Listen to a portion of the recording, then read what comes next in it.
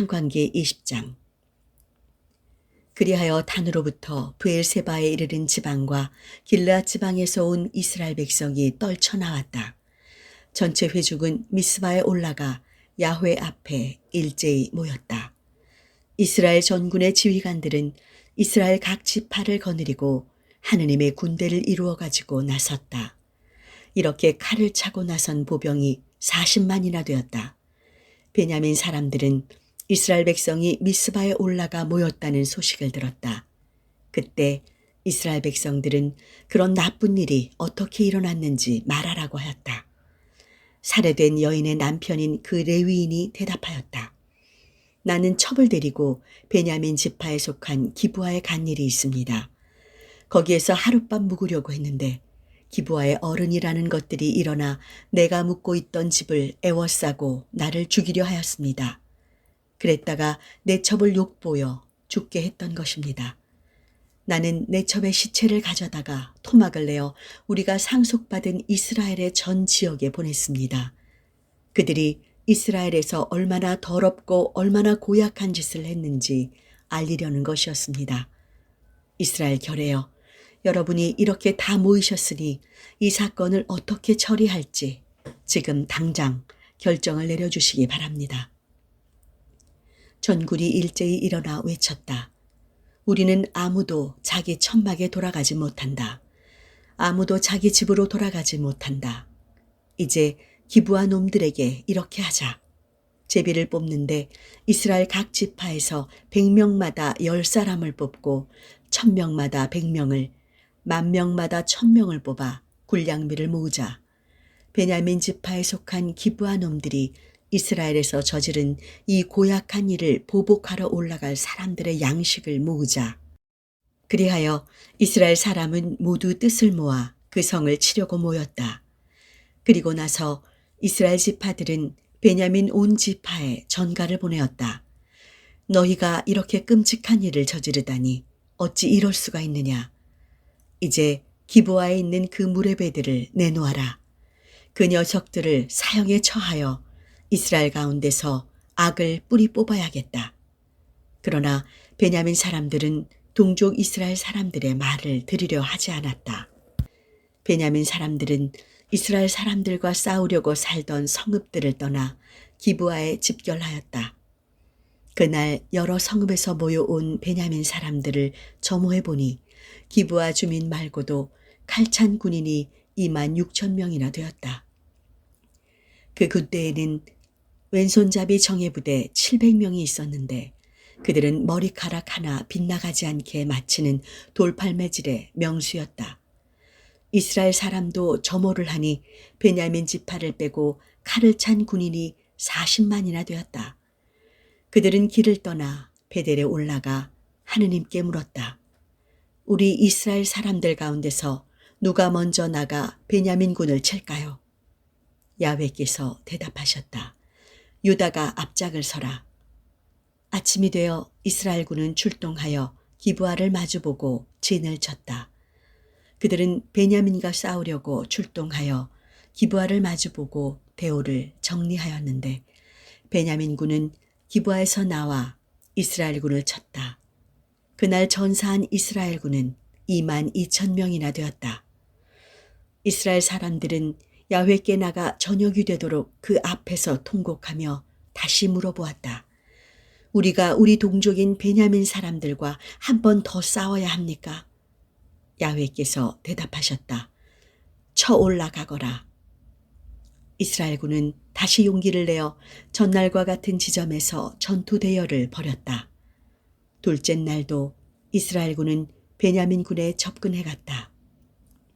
그런데 그날도 베냐민은 기브아에서 마주쳐 나와 다시 이스라엘 군 18,000명을 쳐 죽였다. 이때 죽은 사람들은 모두 칼을 쓰는 군인들이었다. 이스라엘 백성과 전군은 베델로 일제히 올라가 야훼 앞에 앉아 통곡하며 저녁 때가 되도록 온종일 단식하고 야훼께 번제와 친교제를 올리고 야훼께 여쭈었다. 그때 하느님의 계약궤는 거기 있었고 계약궤를 모시는 사제는 아론의 손자이자 엘르아잘의 아들인 비느하스였다. 우리가 다시 올라가 우리의 동족인 베냐민 사람들을 쳐야 합니까? 아니면 이제 그만두어야 합니까? 야훼께서 대답하셨다. 나가거라. 내일 내가 그들을 너희 손에 붙이리라. 이스라엘은 기브아를 사면으로 돌아가며 복병을 배치하였다. 사흘째 되는 날 이스라엘군은 베냐민군을 치러 올라가서 전과 마찬가지로 양쪽에 대열을 벌였다. 베냐민군은 성을 비우고 그들을 맞아 싸우려고 나왔다. 전과 마찬가지로 그들은 베델로 가는 길과 기브온으로 가는 길에서 이스라엘군을 쳐 죽이기 시작하여 그 벌에서 30명가량 죽였다. 베냐민군은 이스라엘군이 먼저처럼 도망칠 것이라고 생각하였지만 이스라엘군은 도망치는 채 하여 적군을 성에서 큰 길까지 유인해내기로 작전을 세웠다. 한편 이스라엘 주력 부대는 있던 자리를 떠나 바알다말에서 전투태세에 들어갔고 이스라엘 매복 부대는 기브아 주변에 숨어 있다가 그곳에서 쏟아져 나왔다. 그때 전 이스라엘군에서 뽑힌 10,000명 정예부대가 기브아 정면에 나타났다. 싸움은 치열하였다. 베냐민 사람들은 자기들이 앞으로 얼마나 비참한 일을 당할지 까맣게 몰랐다. 야훼께서 이스라엘 눈앞에서 베냐민을 치셨다. 그날 이스라엘군은 칼 쓰는 베냐민군 25,100명을 죽였다. 베냐민군은 자기네가 패하였음을 알았다. 이스라엘군이 베냐민군이 보는 데서 뒤로 물러선 것은 기브아 주변에 복병을 배치해 둔 것을 믿었기 때문이었다. 복병은 재빨리 기브아에 밀려들어가 온 성 주민을 쳐 죽였다. 이스라엘군은 복병과 신호를 짜두었다. 그 성에서 연기가 치솟으면 싸우던 이스라엘군은 발길을 돌리게 되어 있었다. 그것도 모르고 베냐민군은 이스라엘 군인을 30명가량 죽이면서 이스라엘군이 저번 전투 때처럼 도망치는 줄로만 알았던 것이다. 신호로 삼았던 대로 연기가 그 성에서 기둥처럼 오르기 시작하였다. 베냐민 군인들이 돌아다 보니 온 성이 불길에 쌓여 하늘로 올라가는 것이 아닌가. 때를 놓치지 않고 이스라엘군이 돌아섰고 베냐민 군인들은 자기들의 운명이 다한 줄 알고는 갈팡질팡하게 되었다. 그들은 이스라엘군 앞에서 발길을 돌려 광야 쪽으로 빠져나가려고 하였지만 벗어날 길이 없었다. 성에서 나온 부대도 한데 어울려 그들을 도륙하였다. 그들은 베냐민군을 포위하여 틈을 주지 않고 동쪽으로 기브아 맞은편에 이르기까지 추격하며 짓부수었다. 그때 쓰러진 베냐민 용사는 18,000명이나 되었다. 남은 자들은 방향을 바꾸어 광야를 통과하여 림몬 바위 있는 데까지 도망쳤다. 그리로 가는 길에서도 이스라엘군은 적을 5,000명이나 쳐 죽이고 또 기돔까지 따라가며 남은 2,000명을 죽였다. 이렇게 해서 그날 죽은 베냐민 전사자 총수는 25,000명이었다. 그들은 모두 칼을 쓰는 용사들이었다. 그러나 600명은 광야를 통과하여 림몬 바위까지 도망쳐서 넉 달을 그 바위 있는 곳에 머물러 있었다. 이스라엘군은 다시 베냐민의 민간인들에게로 돌아와 그 성 사람과 짐승을 만나는 대로 칼로 쳐 죽이고 하나도 남기지 않았다. 그리고 다른 성읍들에도 닥치는 대로 모조리 불을 놓았다. 판관기 21장. 이스라엘 사람들은 미스바에서 아무도 딸을 베냐민 가문에 시집 보내지 않겠다고 맹세하였다. 이스라엘군은 베델로 가서 저녁이 되도록 하느님 앞에 앉아서 소리를 질러 대성통곡하며 아뢰었다. 이스라엘의 하느님 야훼여, 어찌하여 이스라엘이 이런 일을 당해야 했습니까? 어찌하여 오늘 이스라엘에서 지파 하나가 없어지는 일이 생기고 말았습니까? 이튿날 이스라엘군은 일찍 일어나 그곳에 제단을 쌓고 번제와 친교제를 드리면서 이스라엘 지파 중에 어느 지파가 야훼 앞에 모인 이 대회에 참석하지 않았는지 알아보았다. 누구든지 미스바로 야훼 앞에 나오지 않으면 사형에 처한다고 엄숙히 서약을 했기 때문이었다. 이스라엘 백성은 동족인 베냐민 지파를 생각하고 마음들이 언짢았다. 오늘 이스라엘에서 지파 하나가 없어졌구나. 우리가 아무도 딸을 베냐민 가문에 시집 보내지 않겠다고 야훼께 서약을 해놓았으니 살아남은 사람들에게 어떻게 아내를 얻어줄 수 있을까? 그래서 이렇게 물었던 것이다.